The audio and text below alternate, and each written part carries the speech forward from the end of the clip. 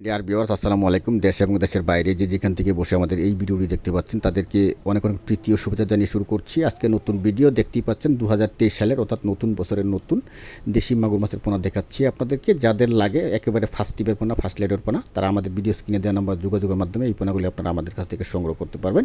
এবং আজকে আমাদের আলোচনার বিষয় হচ্ছে যে দেশি মাগুর মাছ চাষের দ্বিগুণ লাভ। আপনারা সবাই জানেন যে দেশি মাগুর মাছ মূলত আমাদের দেশের যে প্রাকৃতিক জলাশয় আছে, বিশেষ করে নদ নদী, খাল বিল, হাওরবরের মাছ।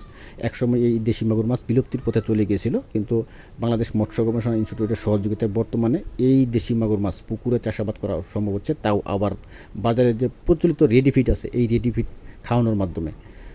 যাই হোক, আপনি যদি বাজারে 1 কেজি কার্প জাতীয় মাছ কিনতে যান তাহলে আপনাকে ন্যূনতম 150 থেকে 200 টাকা গুনতে হতে পারে।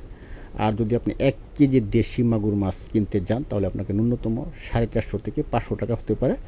তবে স্থান ভেদে দাম কম বেশি হতে পারে। তবে মাছের যে আকৃতি আছে, যেমন 8-10 কেজি যদি আপনি করে করতে চান তাহলে আপনাকে 450 থেকে 500 টাকা গুনতে হতে পারে। সো কার্প জাতীয় মাছ থেকে কিন্তু দেশি মাগুর মাছ চাষে অনেক লাভ, বলতে দ্বিগুণ লাভ। যাই হোক, এই দেশি মাগুর মাছ যদি আপনি মিশ্রভাবে চাষাবাদ করলে সবচেয়ে ভালো। আর যারা এককভাবে চাষাবাদ করতে পারেন তবে একটু রিস্ক থেকে যায়। তবে মিশ্রভাবে চাষাবাদ করলে আপনি প্রতি শতাংশে দিতে পারবেন 150 থেকে 200 পিস, এবং এককভাবে চাষাবাদ করলে দিতে পারবেন প্রতি শতাংশে 400 থেকে 500 পিস।